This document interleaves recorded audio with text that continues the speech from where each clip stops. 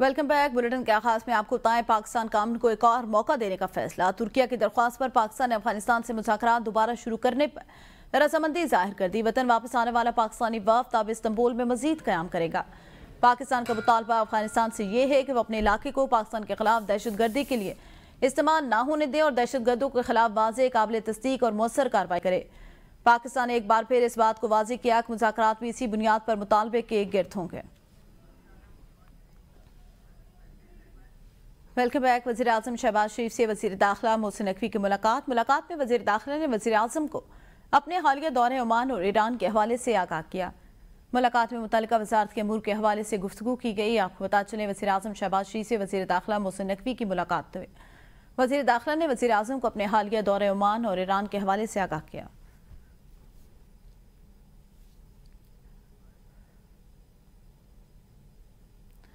خیبر پختونخوا میں سینٹ انتخابات، P T I کے خرم ذیشان سینیٹر منتخب ہو گئے۔ نوٹیفیکیشن جاری کر دیا گیا۔ حکومتی امیدوار خرم ذیشان 91 ووٹ لے کر کامیاب ہوئے۔ اپوزیشن کے امیدوار تاج آفریدی نے 45 ووٹ حاصل کیے۔ 1 ووٹ مسترد، 8 اراکین نے ووٹ کاسٹ نہیں کیا۔ اکرام خان دورانی، محمد نثار ارباب، محمد عثمان نے ووٹ کاسٹ نہیں کیا۔ کامیاب ہونے والے امیدوار خرم ذیشان نے کہا، اپنے لیڈر اور پوری پارٹی کا تہہ دل سے مشکور ہوں، ایوان میں جا کر حقیقی آزادی کی جنگ لڑیں گے۔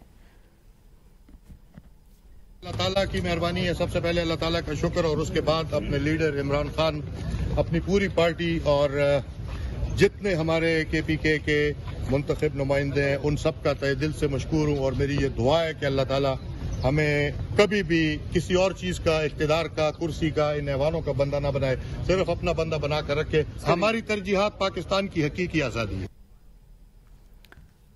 سینٹ کے ضمنی انتخابات کے بعد ایوان بالغ کے 96 ارکان مکمل ہو گئے۔ تازہ ترین اعداد و شمار کے مطابق پیپلز پارٹی 26 سینیٹر کے ساتھ ایوان کی سب سے بڑی جماعت بن گئی۔ PTI 22 ارکان کے ساتھ دوسرے نمبر پر، مسلم لیگ نون 21 سینیٹرز کے ساتھ تیسرے نمبر پر موجود، JYFA کے ساتھ BAP کے 4 اور ANP کے 3 سینیٹر ایوان میں موجود، جبکہ نیشنل پارٹی اور MWM کا ایک سینیٹر شامل۔ سینٹ میں 6 آزاد سینیٹر بھی موجود۔ مجموعی طور پر حکمران اتحاد کو سینٹ میں 65 ارکان کی حمایت کے ساتھ 2/3 اکثریت حاصل ہو گئی۔ راولپنڈی اڈیالہ جیل وزیر اعلیٰ خیبر پختونخوا سہیل آفریدی کو چوتھی مرتبہ بھی بانی PTI سے ملاقات کی اجازت نہ مل سکی۔ پولیس نے وزیر اعلیٰ سہیل آفریدی کو داخل پر روک لیا۔ سہیل آفریدی کے ہمراہ PTI کے دیگر ارکان بھی موجود تھے۔ سہیل آفریدی داخل کے مقام پر زیر تعمیر پلازے میں موجود رہے۔ وزیر اعلیٰ خیبر پختونخوا سہیل آفریدی سرکاری پروٹوکول کے ساتھ اڈیالہ جیل داخل ناکہ پہنچے تھے۔ داخل کے مقام پر پولیس کی بھاری نفری تعینات تھی۔ وزیر اعلیٰ خیبر پختونخوا داخل ناگے سے واپس روانہ ہو گئے۔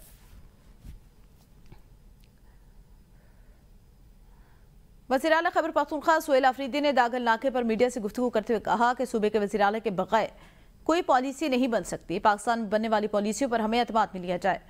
سہیل آفریدی نے کہا کہ AP میں کوئی لیبارٹری نہیں، ہم کیڑے مکوڑے نہیں۔ آج ایک بار پھر عدالتی احکامات پر عمل نہیں کیا گیا۔ ہم نے وفاقی حکومت، پنجاب ہوم ڈپارٹمنٹ کو خط لکھا اور عدالت سے رجوع کیا۔ انہوں نے کہا، ہماری پارٹی میں کوئی اختلافات نہیں، سب ایک پیج پر ہے، اب ہم سوچ میں ہیں کہ آئندہ کا لائے عمل کیا ہو۔ اس حوالے سے پارٹی اجلاس بلایا جائے۔ وزیر اعلیٰ نے شکوہ کیا کہ AP کے اتنے مسائل ہیں، پھر بھی وفاق ہمیں وسائل فراہم نہیں کرتا۔ پاکستان میں جو بھی پالیسی بنتی ہے، یہاں جمہوریت ہے، ہمیں اعتماد میں لیا جائے۔ خیبر پختونخوا کا صوبہ ہمارا ہے، ہمیں تمام مشاورت میں شامل کیا جائے۔ پولیس نے ہمیں ایک دفعہ پھر روکا اور وہ احکامات نہیں مانے جا رہے۔ ہم نے پنجاب کے ہوم ڈپارٹمنٹ کو خط لکھا، ہم نے وفاقی حکومت کو خط لکھا، اس کے بعد جو ہے ہم نے عدالت میں پٹیشن دائر کی، عدالت نے اجازت دی۔ اس کے باوجود بھی جو ہے ہمیں کسی آئینی اور قانونی طریقے سے ملنے نہیں دیا گیا۔ تمام پارٹی لیڈرشپ اس پر ایک بیٹھک کرے گی اور آگے کا لائے عمل جو ہے پارٹی کی مشاورت سے آپ سب کے سامنے آئے گا۔ دیکھیں جی، بالکل کوئی اختلافات نہیں ہے۔ ہماری تمام پارٹی خیبر پختونخوا میں اور پاکستان میں ایک پیش پہ ہے۔ خیبر پختونخوا کے اتنے مسائل ہیں تو وفاقی حکومت سے یہ سوال کریں کہ ہمیں اپنے حقوق وہ کیوں نہیں دے رہے ہیں۔ سابق وزیر اعلیٰ KP علی امین گنڈا پور کا کہنا ہے، جتنا بڑا منصب ہوتا ہے اتنا ہی بڑا سوال ہوتا ہے۔ وزیر اعلیٰ سہیل آفریدی کی بانی سے ملاقات ضروری اور یہ جلد از جلد ہونی چاہیے۔ ہم نے بانی PTI کی مشاورت سے ہی پالیسیاں بنانی ہیں۔ اس وقت ملک کو بڑے چیلنجز کا سامنا۔ احتجاج سے متعلق سوال پر ان کا کہنا تھا، احتجاج کا اعلان میں نے نہیں کرنا، جب بھی اعلان ہوا پارٹی پالیسی کے مطابق پرامن احتجاج ہوگا۔ جتنا بڑا منصب ملتا ہے اتنا بڑا سوال بھی ہوگا۔ میرے خیال میں سہیل آفریدی صاحب کی جو ہے ملاقات فوراً کرا دینی چاہیے۔ ताकि वो बैठ कर डिसीजन करके अपनी पार्टी पॉलिसी अपने लीडर से पूछ कर उसके मुताबिक वो अपने सूबे के जो मामलात हैं उनको बेहतर तरीके से चलाने के लिए जल्द अज जल्द इकदाम शुरू कर दें। एहतजाज का ऐलान तो मैंने तो करना नहीं है, तो अगर होगा तो सारी बात है कि हमारी पार्टी की पॉलिसी में पुरअमन एहतजाज जिस तरीके से पहले भी हमने हमेशा किया है और हमारा आईनी हक है, तो वो अगर हमें कॉल मिलेगी सारी बात है इसको लपैक करके हम सब ने उसके ऊपर अमल दरामद करना है। आज़ाद कश्मीर की बात करें तो सियासी बहरान शिद्दत अख्तियार कर गया। वज़ीर आज़म आज़ाद कश्मीर असम्बली में अक्सरियत खो बैठे। पीपल्स पार्टी के अंदर नए कायदे अवान लाने में डेड लॉक, ताहाल अदम एतमाद जमा कराने में नाकाम। वज़ारत उज़्मा के लिए चौधरी लतीफ़ अकबर और चौधरी यासीन उम्मीदवार हैं।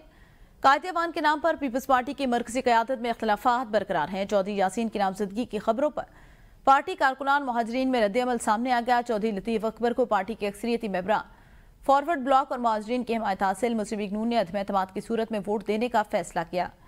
नून लीग भी चौधरी लतीफ़ अकबर को बेहतर नया कायदे अवान समझती है। मुहाजिरीन की नशिस्तों के खात्मे के बयान पर चौधरी यासीन को मुखालफत का सामना। अवामी एक्शन कमेटी के खिलाफ बयानात पर चौधरी यासीन को अवामी रद्द-ए-अमल का सामना है। सियासी जोड़ तोड़ और मुशावरत का सिलसिला तेज, फैसला अब भी ज़ेर गौर। हुकूमत के इत्तेहादी एक के बाद एक अलग होने लगे। वज़ारत उज़्मा की दौड़ में चौधरी लतीफ़ अकबर सबकत लिए हुए, ताहम पीपल्स पार्टी की क़यादत नए कायदे अवान के नाम पर मुत्तफ़िक न हो सके।